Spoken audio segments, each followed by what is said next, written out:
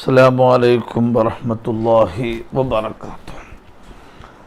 അൽഹംദുലില്ലാഹ് നഹ്മദുഹു വനസ്തഈനുഹു വനുഅ്മിനു ബിഹി വനതവക്കലു അലൈഹി വനഊദു ബില്ലാഹി മിൻ ശുറൂരി അൻഫുസിനാ വമിൻ സയ്യിആതി അഅ്മാലിനാ മൻ യഹ്ദിഹില്ലാഹു ഫലാ മുളില്ല ലഹു വമൻ യുദ്ലിൽഹു ഫലാ ഹാദിയ ലഹു ونشهد أن لا إله إلا الله وحده لا شريك له ونشهد أن محمدا عبده ورسوله أرسله بالهدى ودين الحق ليظهره على الدين كله ولو كره المشركون أما بعد أعوذ بالله من الشيطان الرجيم بسم الله الرحمن الرحيم ഇന്നി ഉഈദുഹാ ബിക വദുർരിയതഹാ മിനശ് ശൈത്വാനിർ റജീം. കഴിഞ്ഞ ക്ലാസ്സിൽ കുട്ടി ജനിച്ചാൽ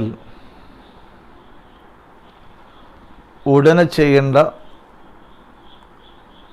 കാര്യങ്ങളെ സംബന്ധിച്ച് അവസാനമായി നാം സംസാരിച്ചു.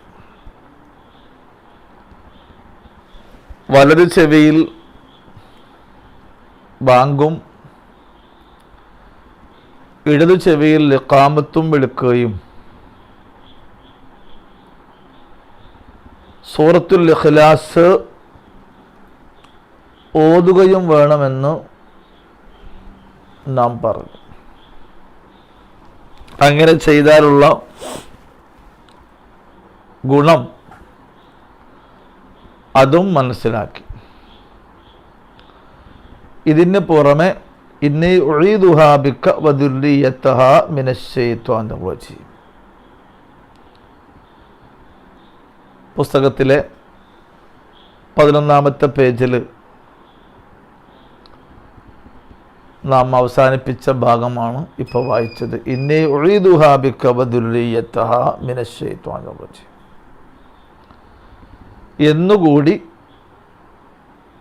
ചൊല്ലി മന്ത്രിക്കൽ സുന്നത്താണ്. ഈ ഒരു ദുആ അല്ലെങ്കിൽ ഈ ഒരു സംഭവം വളരെ പ്രസിദ്ധമാണ്. മഹാനായ മൂസാ നബി അലൈഹിസ്സലാത്തു വസ്സലാമിൻ്റെ ഉമ്മ മറിയം റളിയല്ലാഹു അൻഹായെ അല്ലെങ്കിൽ മറിയം അലൈഹിസ്സലാമിനെ അവിടുത്തെ ഉമ്മ ഹന്നത്ത് ബീവി റളിയല്ലാഹു അൻഹ പ്രസവിച്ചപ്പോൾ ആ കുഞ്ഞിനെ മറിയം ബീവി എന്ന ചെറിയ മകളെ ഉമ്മ ഹന്നത്ത് ബീവി റളിയല്ലാഹു അൻഹ ഇപ്രകാരം മന്ത്രിച്ചതായി ഖുർആനിൽ തന്നെ ഉണ്ട്. അതാണ് ഇവിടെയും നാം ചെയ്യുന്നത്. ഇന്നി ഉഈദുഹാ ബിക വദുർരിയതഹാ മിനശ് ശൈത്വാനിർ റജീം. അല്ലാഹുവേ, ഈ മകളെ തൊട്ടും ഈ മകൾ സന്താന പരമ്പരയെ തൊട്ടും മകളെയും സന്താന പരമ്പരയെയും ആട്ടപ്പെട്ട പിശാചിനെ തൊട്ട് നീ കാക്കണം. പിശാചിനെ തൊട്ട് നിന്നോട് ഞാൻ അഭയം തേടുകയാണ്, രക്ഷ ചോദിക്കുകയാണ് എന്നതാണ് അതിൻ്റെ അർത്ഥം. ഇതുകൂടി ബാങ്ക് ഇഖാമത്തിൻ്റെ കൂടെയായി ചെയ്യേണ്ടതാണ്. ഇനി നമുക്ക് പുസ്തകത്തിലേക്ക് വരാം. നമ്പർ 3, തഹ്നീഖ്. ഇതൊരു അറബി വാക്കാ. തഹ്നീഖ് മധുരം കൊടുക്കൽ എന്നാണ് ഇതിൻ്റെ മൊഴിമാറ്റ്. നമുക്ക് ബുക്ക് വായിക്കാം. മുലയൂട്ടുന്നതിൻ്റെ മുമ്പ് തീ സ്പർശിക്കാത്ത മധുരമുള്ള എന്തെങ്കിലും ഭക്ഷ്യവസ്തു, ഈത്തപ്പഴം, മുന്തിരി, തേൻ, ഇങ്ങനെയുള്ള വല്ലതും കുഞ്ഞിൻ്റെ വായിൽ പുരട്ടിക്കൊടുക്കൽ ഇതാണ് തഹ്നീക്ക് എന്നതിൻ്റെ ഉദ്ദേശം. സ്വാലിഹായ ഒരാളുടെ കൈകൊണ്ട് ബിസ്മി ചൊല്ലിയാവട്ടെ ആദ്യ ഭക്ഷണം നൽകുന്നത്. വളരെ പ്രധാനപ്പെട്ട ഒരു വിഷയമാണ് ഇവിടെ സൂചിപ്പിക്കുന്നത്. മുലയൂട്ടുന്നതിൻ്റെ മുമ്പ് ആവണം.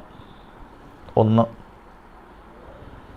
തീ കൊണ്ട് ഉണ്ടാക്കാത്ത, തീ സ്പർശിക്കാത്ത, തീ തൊടാത്ത വസ്തുവായിരിക്കണം. മധുരമുള്ളതായിരിക്കണം. ഇതൊക്കെയാണ് ഇതിൻ്റെ മര്യാദകൾ. മഹാനായ മുഹമ്മദുർ റസൂലുള്ളാഹി സ്വല്ലല്ലാഹു അലൈഹി വസല്ലം തങ്ങൾ ഇത് ചെയ്തു കാണിച്ച ഒരു കാര്യമാണ്. എന്താണ് ഈ തഹ്നീക്ക് എന്ന കാര്യത്തിൻ്റെ അതിൻ്റെ പ്രായോഗിക രൂപം എങ്ങനെയാണ്? അത് കാരക്കൊക്കെ ആണെങ്കിൽ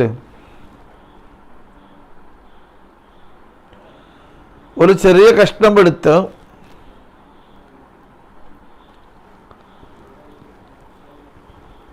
കയ്യിൽ വെച്ച് ശരിക്കും ഞെരുക്കി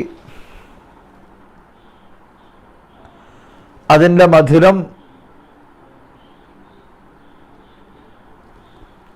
അല്ലെങ്കിൽ വായിൽ വെച്ച് ചവച്ച് അതിൻ്റെ ആ മധുരം കുട്ടിയുടെ വായിൽ വിരൽ കൊണ്ട് തുളച്ചു കൊടുക്കുക. അത് വലഭാഗത്തും ഇടഭാഗത്തേക്കുമാവാം. വളരെ മൃദുലമായാണ് അത് ചെയ്യേണ്ടത്. വായുടെ എല്ലാ ഭാഗത്തേക്കും ഇതിൻ്റേതായ ടേസ്റ്റ് എത്തുന്ന രൂപത്തിൽ ആവണം. എന്തിനാണ് ഇതിൻ്റെ ഹിക്മത്തിന് തത്വം എന്തെന്ന് ചോദിച്ചാൽ, ഈ മധുരം വായിലേക്ക് എത്തുമ്പോൾ കുട്ടിയുടെ നാവ് അനങ്ങും. അപ്പോൾ പിന്നീട് മുല പിടിക്കാനും മറ്റുമുള്ള ഒരു ശക്തി ഇതുവഴി നാവിന് കിട്ടുകയും ചെയ്യും. അപ്പം ഏതായാലും ഇത് വളരെ പ്രധാനപ്പെട്ട ഒന്നാണ്. ഇത് ചെയ്യേണ്ടതാവട്ടെ ആരായിരിക്കണം? നേരത്തെ പറഞ്ഞ പോലെ സ്വാലിഹീങ്ങളായ ആളുകളെ കൈകൊണ്ടാവണം. അത് വല്ലാത്തൊരു ബർക്കത്താണ്. അങ്ങനെയുള്ളവരെ നാം തയ്യാറാക്കി വെക്കുകയോ അങ്ങനെയുള്ളവർ തയ്യാറാവുകയോ ചെയ്യണമെന്നർത്ഥം. മഹാനായ മുഹമ്മദുർ റസൂലുള്ളാഹി സ്വല്ലല്ലാഹു അലൈഹി വസല്ലം തങ്ങളുടെ അരികത്ത് ഇങ്ങനെ കുട്ടികളെ കൊണ്ടുവരികയും കാരക്ക വായിൽ വെച്ച് ചവച്ച് അതിൻ്റെ ആ നീര് കയ്യിൽ മലാക്കി വിരലിലാക്കി വായിൽ തേച്ചു കൊടുക്കുകയും ചെയ്തുവെന്ന് വളരെ പ്രസിദ്ധമായ രൂപത്തിൽ റിപ്പോർട്ട് ചെയ്യപ്പെട്ടതാണ്. അബൂ മൂസ റളിയല്ലാഹു അൻഹു പറയുന്നു, എനിക്കൊരു കുട്ടി ജനിച്ചു. ഞാൻ ആ കുട്ടിയെ കൊണ്ടുപോയി ഫഅതൈതു ബിഹിൻ നബിയ്യ സല്ലല്ലാഹു അലൈഹി വസല്ലം, മുത്തുനബിയുടെ അരികത്ത് കൊണ്ടുപോയി. അവിടുന്ന് അതിന് ഇബ്രാഹിം എന്ന പേര് വിളിക്കുകയും കാരക്ക കൊണ്ട് മധുരം കൊടുക്കുകയും ചെയ്തു. ബറക്കത്തിന് വേണ്ടി ദുആ ചെയ്ത് ആ കുട്ടിയെ എന്നെ ഏൽപ്പിച്ചു. അപ്പോൾ ഒരു സ്വാലിഹിൻ്റെ സാന്നിധ്യത്തിലാവുക എന്നതിന് ഇതിലപ്പുറം തെളിവുകൾ മറ്റൊന്നും ആവശ്യമില്ല. ഇതുപോലെ അബൂ തൽഹ റളിയല്ലാഹു അൻഹുവിൻ്റെ മകൻ, ആ മകനെ അനസ് റളിയല്ലാഹു അൻഹു റസൂലുള്ളാഹി സ്വല്ലല്ലാഹു അലൈഹി വസല്ലം തങ്ങൾ അരികത്ത് കൊണ്ടുപോയതും വളരെ പ്രസിദ്ധമാണ്. അനസ് റളിയല്ലാഹു അൻഹുവിൻ്റെ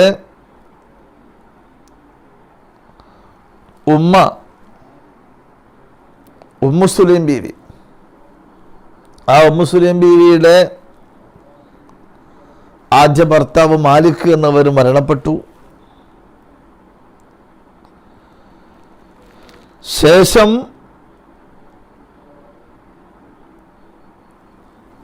അവരെ വിവാഹം ചെയ്തത് അബൂ തൽഹ റളിയല്ലാഹു അൻഹു ആയിരുന്നു എന്നത് എല്ലാവർക്കും അറിയാം.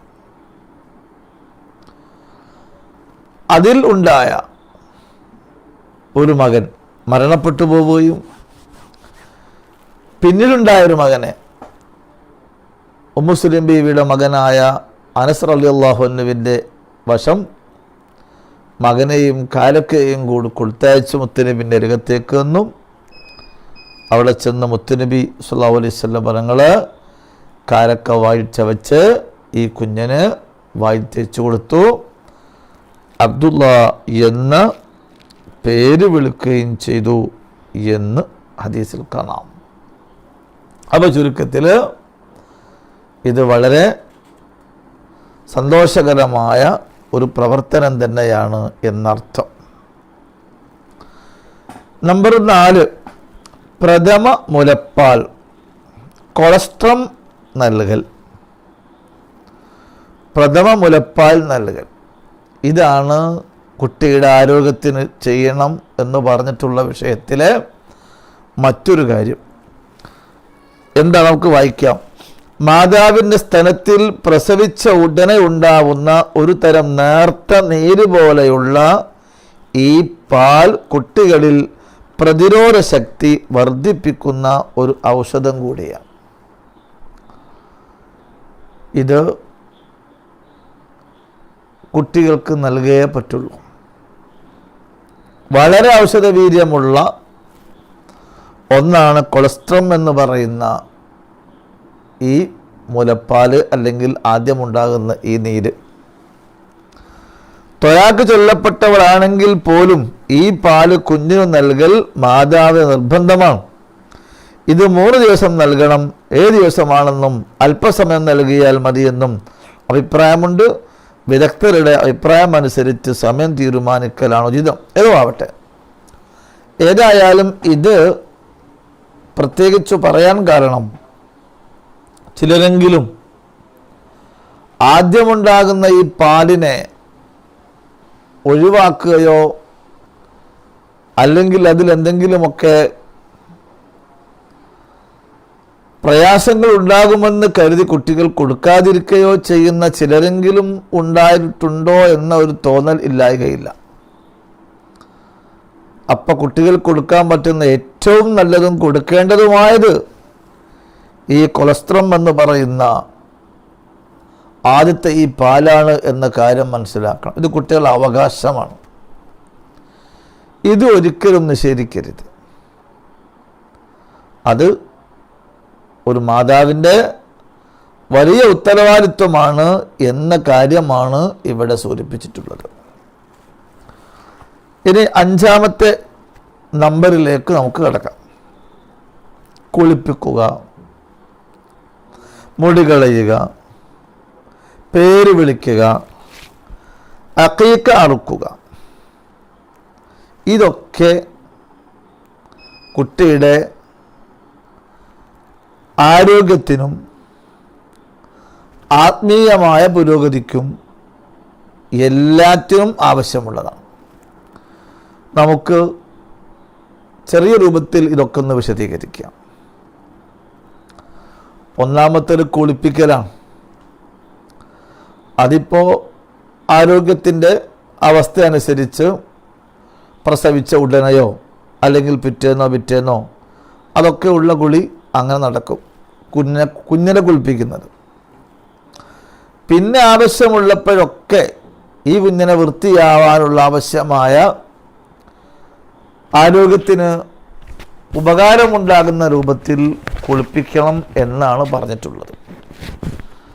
അത് ചിലപ്പോൾ നല്ല ഔഷധവീര്യമുള്ള സോപ്പുകളോ മറ്റോ ഉപയോഗിക്കേണ്ടി വന്നാൽ അതും വേണം. ഇവിടെ സൂചിപ്പിച്ചു നിലവാരമുള്ള ബേബി സോപ്പുകൾ. അതും പറയട്ടെ, ഇന്ന് മാർക്കറ്റിൽ പല നിലക്കുള്ള സോപ്പുകളും കിട്ടും. അത് ബേബികൾക്കായാലും വലിയവർക്കായാലും ഒക്കെ നിലവാരമുള്ളത് തിരഞ്ഞെടുക്കുക എന്നുള്ളിടത്ത് നമ്മൾ പലപ്പോഴും പരാജയപ്പെട്ടു പോകാറുണ്ട്. ഞാൻ അതിനെക്കുറിച്ച് ഇവിടെ അധികം പറയുന്നില്ല. അതൊക്കെ അവനവൻ്റെ കഴിവും യുക്തിയും ഭാഗ്യവും പോലെ ഉണ്ടാകും. ഏതായാലും കുട്ടിയുടെ ചർമ്മത്തിനും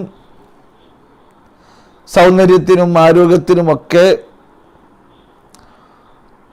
ഉപകാരപ്പെടുന്നതായ, അപായപ്പെടുത്താത്തതിന് തിരഞ്ഞെടുക്കുക എന്ന ആ ഒരു വിഷയത്തിൽ ജാഗ്രത മാതാവിൻ്റെ, പിതാവിൻ്റെ അല്ലെങ്കിൽ രക്ഷിതാവിൻ്റെ ഭാഗത്തുനിന്നുണ്ടാവണം.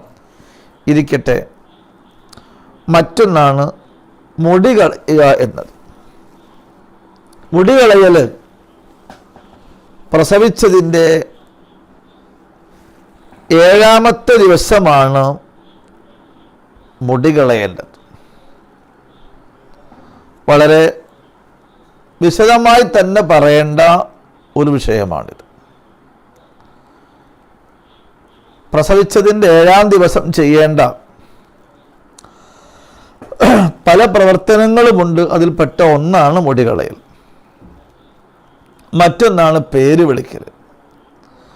വേറെ ഒന്നാണ് അഖീഖ അറുക്കൽ. നമുക്കിത് മൂന്നും ഇൻഷാ അല്ലാഹ് വിശദീകരിക്കാം. ഇത് മൂന്നും ചെയ്യേണ്ടത് പ്രസവിച്ചതിൻ്റെ 7ാമത്തെ ദിവസമാണ്. പ്രസവിച്ചതിൻ്റെ 7ാമത്തെ ദിവസം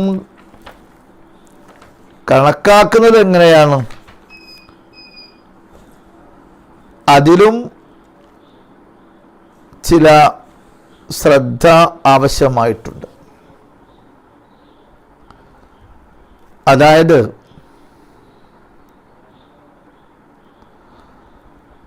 പ്രസവിച്ചത് മുതൽ, പ്രസവിച്ച സമയം മുതൽ 7 ദിവസം കണക്കാക്കും എന്ന് നാം പറയുമ്പോൾ പ്രസവിച്ചത് ഒരു രാത്രിയാണെങ്കിൽ, ഇപ്പോൾ ഉദാഹരണത്തിന് ഞായറാഴ്ച അസ്തമിച്ച രാത്രി തിങ്കളാഴ്ചയാണ് ജനിച്ചത് എങ്കിൽ ആ രാത്രിയെ ദിവസമായി കണക്ക് കൂട്ടൂല. അപ്പൊ ചൊവ്വ, ബുധൻ, വ്യാഴം, വെള്ളി, ശനി, ഞായർ, തിങ്കൾ, അങ്ങനെയാണ് 7ാം ദിവസം തിങ്കളാഴ്ച വരും. ആ ഞായറാഴ്ച പകലാണെങ്കിലോ ഞായർ, തിങ്കൾ, ചൊവ്വ, ബുധൻ, വ്യാഴം, വെള്ളി, ശനി, അങ്ങനെ കണക്ക് കൂട്ടുക. അപ്പൊ രാത്രി ജനിച്ചാൽ ആ രാത്രിയുടെ ദിവസത്തെ നമ്മുടെ സാധാരണഗതിയിൽ വിശേഷിപ്പിക്കുന്ന ആ ദിവസത്തോട് ചേർക്കില്ല എന്നർത്ഥം. വീണ്ടും കേട്ട് മനസ്സിലാക്കുക. അങ്ങനെ 7ാമത്തെ ദിവസം ചെയ്യേണ്ട കാര്യങ്ങൾ പറഞ്ഞല്ലോ, 3 കാര്യങ്ങളാണ്. അതാദ്യം ചെയ്യേണ്ടത് പേര് വിളിക്കലാണ്. പിന്നെ അറവ്, അഖീഖ, പിന്നെ മുടി കളയൽ. ആദ്യം നമുക്ക് ചർച്ചക്ക് മുടി കളയലിനെ എടുക്കാം. മുടി കളയുമ്പോൾ അതിൻ്റെ ഘടന മറന്നു പോകണ്ട. ഞാൻ വിഷയം അവതരിപ്പിക്കുന്ന ആദ്യം മുടി കളയലാണ്. ആദ്യം ചെയ്യേണ്ടത് 7ാം ദിവസം പേര് വിളിക്കലാണ്, പിന്നെ അറവാണ്, പിന്നെ മുടി കളയലാണ്. ആദ്യം വരുന്നു, പേര് വിളിക്കുന്നു, പിന്നെ അറവ് നടത്തുന്നു, പിന്നീട് അന്ന് മുടി കളയുകയും ചെയ്യുന്നു. ഇതാണ് അതിൻ്റെ, ഒന്നിച്ചെല്ലാം കൂടി ചെയ്യുകയാണെങ്കിൽ അതിൻ്റെ രീതി അങ്ങനെയാണ്. എന്നാൽ ഇവിടെ മുടി കളയുന്നതിനെ പറ്റി നമുക്ക് ആദ്യം പറയാം. റസൂലുള്ളാഹി സ്വല്ലല്ലാഹു അലൈഹി വസല്ലം തങ്ങൾ തൻ്റെ പേരമക്കളാകുന്ന ഹസൻ ഹുസൈൻ റളിയല്ലാഹു അൻഹുമയുടെ തലമുടി കളയാൻ കൽപ്പിച്ചു. 7ാമത്തെ ദിവസം ആ കൽപ്പന പ്രകാരം അത് കളഞ്ഞുകയും മാത്രമല്ല, ബീവി ഫാത്തിമ റളിയല്ലാഹു അൻഹ ആ മുടിയുടെ തൂക്കമനുസരിച്ച് വെള്ളി ധർമ്മം ചെയ്യുകയും ചെയ്തു എന്ന് ഹദീസിൽ കാണാം. അപ്പം മുടി കളയുന്നതിൻ്റെ ഭാഗമായി അങ്ങനെ ഒരു സംഭവം കൂടി ചെയ്യേണ്ടതുണ്ട്. മുമ്പുള്ളവരൊക്കെ അതൊക്കെ വളരെ ശ്രദ്ധിച്ചിരുന്നു. ഇന്ന് എന്തോന്നറിയില്ല, ഉണ്ടോ ആവോ. ഏതായാലും മുടിയുടെ തൂക്കത്തിനനുസരിച്ച് വെള്ളി ധർമ്മം ചെയ്യൽ സുന്നത്താണ്. 7ാം ദിവസമാണ് മുടി കളയേണ്ടത്. അത് അൽഹംദുലില്ലാ വളരെ കൃത്യമായി തന്നെ തല മുഴുവനും മുടി നീങ്ങുന്ന രൂപത്തിൽ തലമുണ്ഡനം ചെയ്യലാണ് പതിവ്. പക്ഷേ അവിടെയും ചില കാര്യങ്ങളൊക്കെ, മര്യാദകളൊക്കെ മനസ്സിലാക്കാനുണ്ട്. നമ്മുടെ നാട്ടിലൊക്കെ ചിലപ്പോൾ ഈ മുടി കളയാൻ ബാർബർ ജോലി ചെയ്യുന്ന ആളുകളെ വിളിക്കും, അവർ വീട്ടിൽ വരും, അവർ മുടി കളഞ്ഞു പോകും. നമ്മുടെ വിഷയം അതല്ല. അവിടെ ചില മാമൂലുകൾ, ആ കുഞ്ഞിനെ ആരാണ് മടിയിൽ വെച്ച് കൊടുക്കേണ്ടത് എന്നുള്ള ചില അജണ്ടകളൊക്കെ ഉണ്ടാവാറുണ്ട്. ഒരന്യപുരുഷനാണ് ആ വന്നു നിൽക്കുന്നത് എന്ന ബോധം വേണം. അപ്പം ആ അന്യപുരുഷൻ്റെ മുമ്പിൽ ഒരു കുഞ്ഞിനെ മലർത്തി വെച്ച് കൊടുക്കുന്നത് ഏതായാലും ഒരു പുരുഷനാവണം എന്നത് പ്രത്യേകിച്ച് പറയേണ്ടതില്ല. അപ്പോൾ കുഞ്ഞിൻ്റെ ബാപ്പൻ്റെ പെങ്ങളാണെന്നോ അല്ലെങ്കിൽ കുഞ്ഞിൻ്റെ ബാപ്പൻ്റെ ഉമ്മയാണെന്നോ അങ്ങനെ എന്തൊക്കെയോ ചില മാമൂലുകളുടെ പേരിൽ ഈ മുടി കളയാൻ കുഞ്ഞുങ്ങളെ വെച്ചു കൊടുക്കൽ പലപ്പോഴും സ്ത്രീകളാണ്. അത് ആവശ്യമില്ലാത്ത ഒന്നാണ്, അത് തിരുത്തപ്പെടേണ്ടത് ഒന്നാണ് എന്ന് കൂടുതൽ ഉറപ്പെടുത്തുകയാണ്. ഒരു നമ്മുടെ ആ കുഞ്ഞിൻ്റെ ജീവിതത്തിൻ്റെ ഓരോ ഘട്ടങ്ങളും പരമാവധി അച്ചടക്കത്തിലും മതത്തിൻ്റെ നിയമത്തിനനുസൃതമായും ആവാനുള്ള ശ്രദ്ധ സന്താന പരിപാലനത്തിലെ മുഖ്യ കാര്യമാണ് എന്ന കാര്യം മറക്കരുത്. അതുകൊണ്ട് ഇതിൻ്റെ വിഷയത്തിലാണെങ്കിൽ പോലും തെറ്റുകൾ വരാതിരിക്കാൻ, അച്ചടക്ക ലംഘനം വരാതിരിക്കാൻ പരമാവധി ശ്രദ്ധിക്കണം എന്ന് ഉറപ്പെടുത്തുന്നു. പിന്നെ മുടി കളയുമ്പോൾ ബാർബർമാരാണെങ്കിലും അല്ലെങ്കിലൊക്കെ വലഭാഗം കൊണ്ട് തുടങ്ങണം, ബിസ്മി കൊണ്ട് തുടങ്ങണം, അങ്ങനെ പല വിഷയങ്ങളും അതിൽ പറയാനുണ്ട്. ഇരിക്കട്ടെ, ഇവിടെ നമ്മൾ 1ാം ഘട്ടത്തിൽ മുടി കളയലൊക്കെ അങ്ങ് നീങ്ങും. വീണ്ടും മക്കളെ പരിപാലിക്കുമ്പോൾ മുടി കളഞ്ഞ് മുടിയെ വൃത്തിയാക്കി അല്ലെങ്കിൽ തല വൃത്തിയാക്കി മുമ്പോട്ട് കൊണ്ടുപോവുക എന്നത് ഈ കുട്ടികൾക്ക് പ്രായപൂർത്തിയാകുന്നത് വരെ രക്ഷിതാക്കൾ ചെയ്യേണ്ടതാണ്. അപ്പോൾ ഈ കുട്ടികൾക്ക് പക്വതയോടുകൂടി പ്രായപൂർത്തിയാകുന്നവരെ രക്ഷിതാക്കൾ എന്ത് ചെയ്തു കാണിക്കുന്നുവോ അതനുസരിച്ചായിരിക്കാം കുട്ടികൾ പിന്നീടും വളരുന്നത്. അതുകൊണ്ട് തന്നെ ഇന്നത്തെ മുടി കളയുന്നതിനെ പറ്റി അല്പം പറയാതിരിക്കാൻ നിർവാഹമില്ല. റസൂലുള്ളാഹി സ്വല്ലല്ലാഹു അലൈഹി വസല്ലം തങ്ങൾ പറഞ്ഞിട്ടുണ്ട്. ഏത് മുടി കളിച്ചിലാണ് ഞാൻ പറയുന്നത്? 7ാം ദിവസമുള്ള മുടി കളിച്ചിൽ ഞാൻ പറഞ്ഞു. എന്നാൽ തുടർന്ന് ഇന്ന് മുടിവെട്ടുന്നതിൻ്റെ ഫാഷനുകളും ഡിസൈനുകളും ഇന്ന് വല്ലാതെ അതിര് വിട്ടുപോയിട്ടുണ്ട്.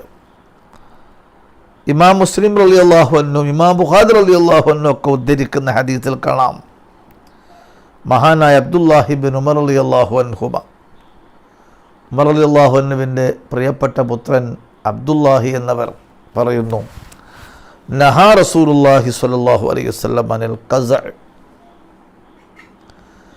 ഖസഇനെ മുത്തുനബി വിലക്കിയിട്ടുണ്ട്, നിരോധിച്ചിട്ടുണ്ട്. ഖസഅ ക്രോപ്പ് ചെയ്യാന്ന് മക്കാരൊക്കെ പറയാറുണ്ട്.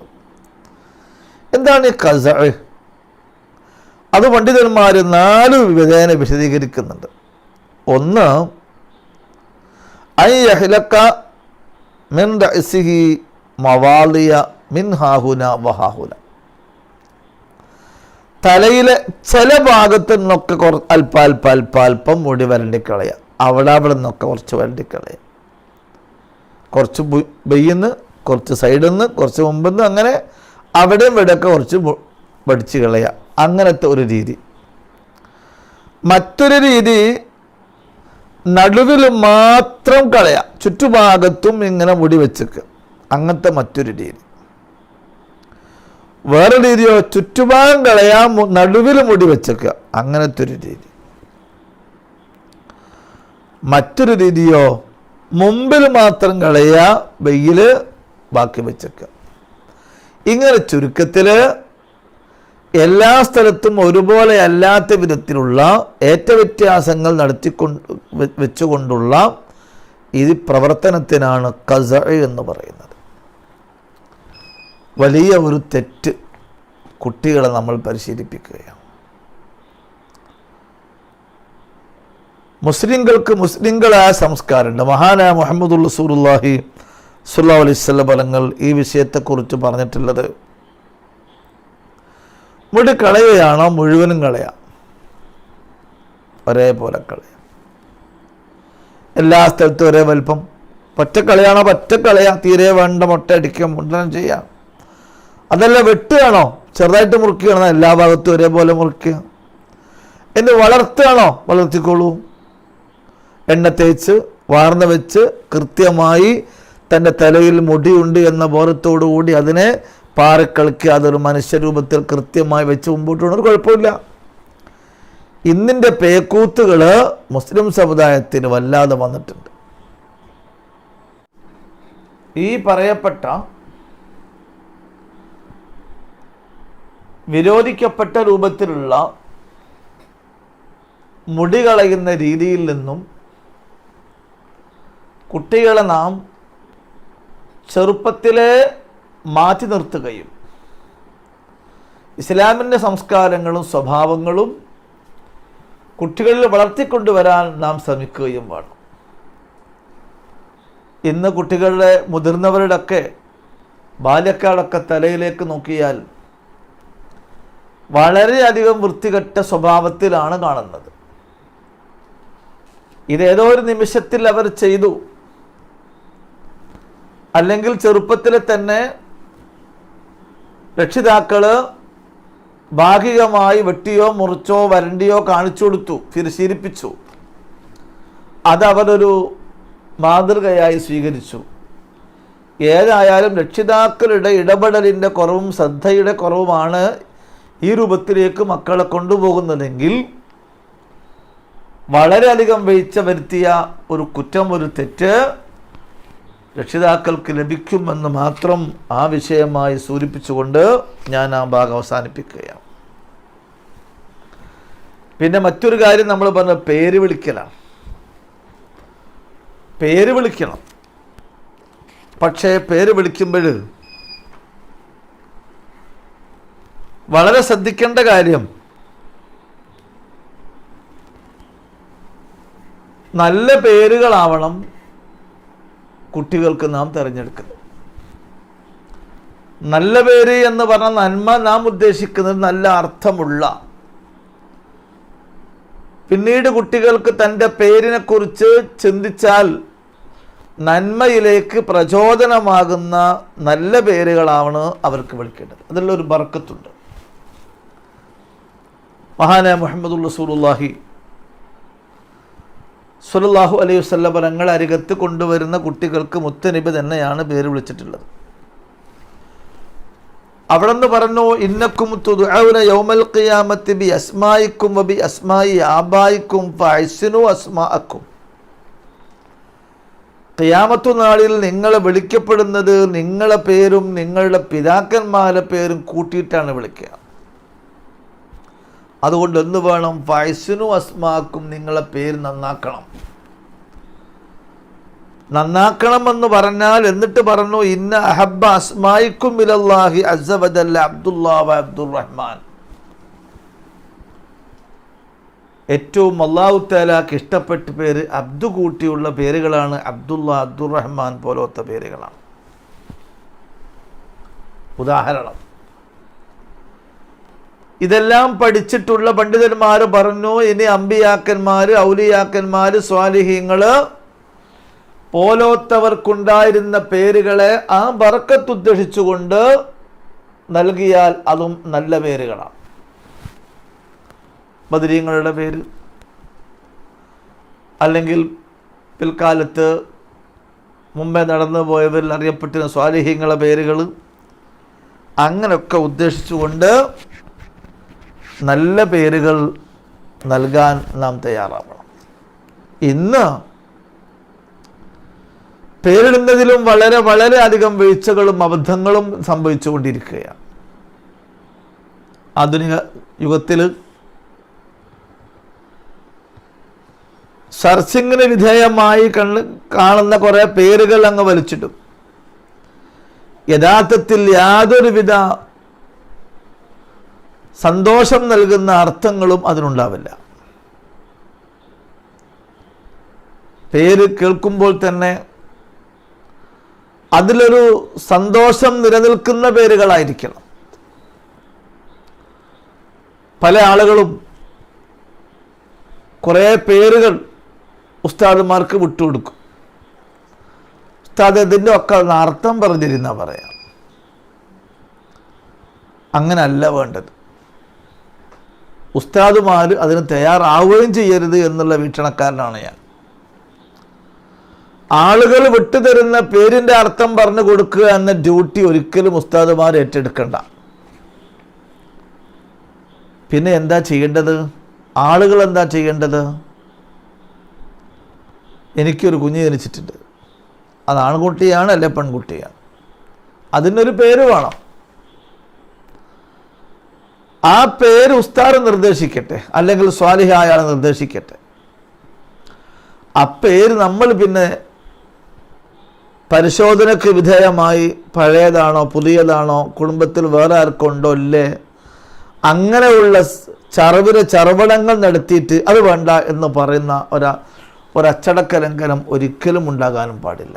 കുട്ടികളിൽ നല്ല ഭാവിയും ബർക്കത്തും ഉദ്ദേശിക്കുന്നവരാണെങ്കിൽ നിങ്ങൾക്ക് തൃപ്തികരമായ, നിങ്ങൾ ബഹുമാനിക്കുന്ന, ആദരിക്കുന്ന, ഗുണമുദ്ദേശിക്കുന്ന ഒരാളോട് എൻ്റെ മകൾക്ക്, എൻ്റെ മകന്, എൻ്റെ പേരക്കുട്ടിക്ക് ഒരു പേര് വേണം എന്ന് പറയാം. അത് നിർദ്ദേശിക്കുന്ന ആൾ അത് സന്തോഷപൂർവ്വം അർത്ഥവും ഉത്ബോധനവും ഒക്കെ ഉള്ളൊരു പേര് നിർദ്ദേശിക്കുന്നു. അതെന്തായാലും അത് ഇവിടെ ഏറ്റെടുക്കാൻ രക്ഷിതാക്കൾ തയ്യാറാവുകയും ചെയ്യുക. ഇതാണ് ഈ വിഷയത്തിൽ ശരിക്കുള്ള അച്ചടക്കം. അങ്ങനെയാണ് ബോധമുള്ളവർ ചെയ്യേണ്ടതും ചെയ്തു വന്നിട്ടുള്ളതും.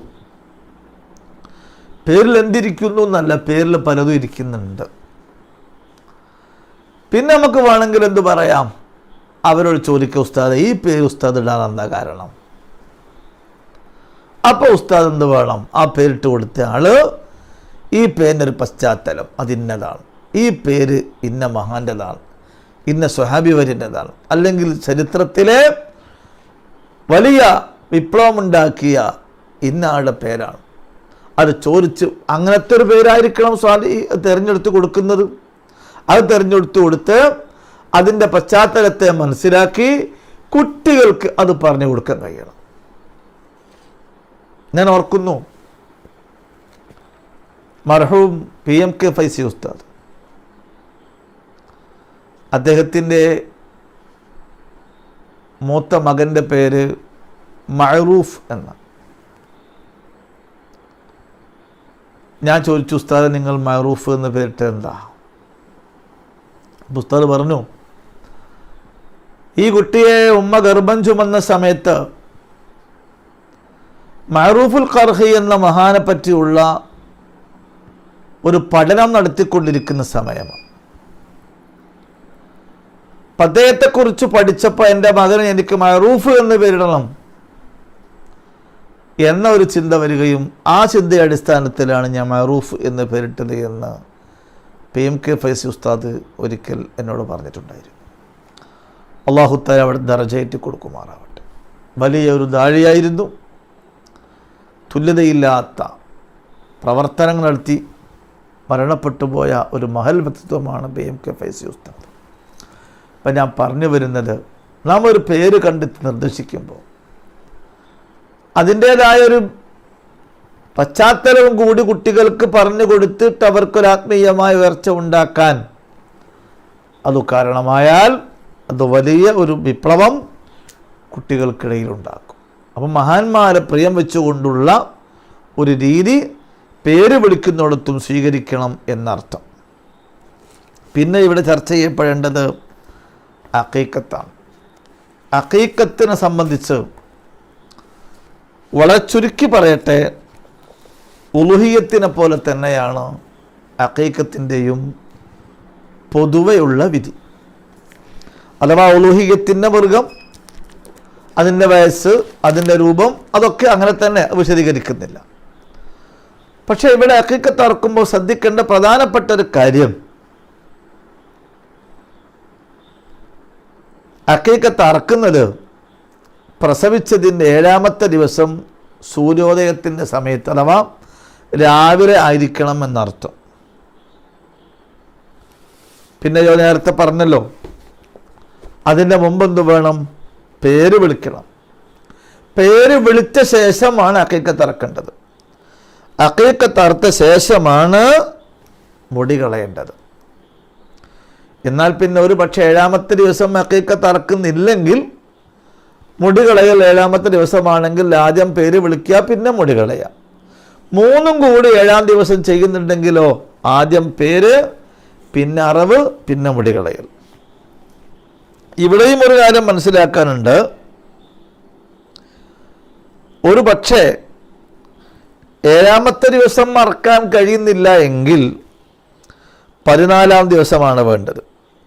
അത് കഴിയുന്നില്ലെങ്കിൽ പിന്നെ 23, 21, ഇങ്ങനെ 7 കൂട്ടി അങ്ങനെയാണ് ഈ അഖീഖത്ത് അറക്കുന്നതിൻ്റെ ദിവസം കാണേണ്ടത്. പിന്നെ അഖീഖത്ത് സുന്നത്താണ്. ആർക്കാണ് അഖീഖത്ത് സുന്നത്തുള്ളത്? വഹിയ സുന്നത്തുൻ മുഅക്കദത്തുൻ ലിൽ വാലിദി അൻ വലദിഹി ഇൻ ഐസറ ബിഹാ വഖ്തൻ നിഫാസ്. നിഫാസിൻ്റെ സമയം, നിഫാസിൻ്റെ സമയമെന്ന് പറഞ്ഞാൽ 60 ദിവസമാണ്. അവിടെ ഈ കാലഘട്ടത്തിൽ, ഈ പ്രസവിച്ചത് മുതലുള്ള ഈ 60 ദിവസത്തിലെ ആ സമയത്ത് ഈ കുട്ടിയുടെ ബാപ്പക്ക് സാമ്പത്തികമായ ശേഷി ഉള്ളവനാണെങ്കിൽ ഈ കുട്ടിക്ക് അഖീഖത്ത് അറക്കൽ ബാപ്പക്ക് സുന്നത്താണ്. ശ്രദ്ധിക്കണം, നിഫാസിൻ്റെ അഥവാ 60 ദിവസത്തിൻ്റെ ഈ കാലഘട്ടത്തിൽ ഒരു മൃഗത്തെ വാങ്ങി, ഉലുഹിയ്യത്തിന് പറ്റുന്ന മൃഗം ആടോ അല്ലെങ്കിൽ മാടോ ഒട്ടകമോ ഏതായാലും വേണ്ടില്ല, ഏറ്റവും ചുരുങ്ങിയത് ആടെങ്കിലും, അങ്ങനെ വാങ്ങി അറക്കാനുള്ള സാമ്പത്തിക ശേഷി ഉള്ള ഒരു കാലഘട്ടമായിരുന്നു ഈ നിഫാസിൻ്റെ കാലഘട്ടം. ഈ പ്രസവത്തിൻ്റെ ഈ ഒരു പീരീഡെങ്കിൽ, നിഫാസിന് 60 ദിവസം പറഞ്ഞല്ലോ, എങ്കിൽ മാത്രമാണ് ഈ കുട്ടിയെ തൊട്ട് പിതാവിന് ഉലുഹിയ്യത്ത് അറക്കൽ സുന്നത്തുള്ളത്. അങ്ങനെ എന്ത് ചെയ്തു? ഈ 60 ദിവസത്തിൻ്റെ ഇടയിൽ പിതാവിന് സാമ്പത്തിക ശേഷി ഉണ്ടായിരുന്നു, പക്ഷേ അത് നടപ്പിലാക്കിയില്ല, അറക്കാൻ സൗകര്യപ്പെട്ടില്ല. സാമ്പത്തിക ശേഷിയൊക്കെ ഉണ്ടായിരുന്നു. എന്നാൽ ഈ കുട്ടി പ്രായപൂർത്തിയാകുന്നതിൻ്റെ ഇടയിൽ എപ്പോഴെങ്കിലും പിതാവ് അക്കാര്യം നിർവഹിക്കണം. അത് സുന്നത്താണ്. പ്രായപൂർത്തി എത്തിക്കഴിഞ്ഞാലോ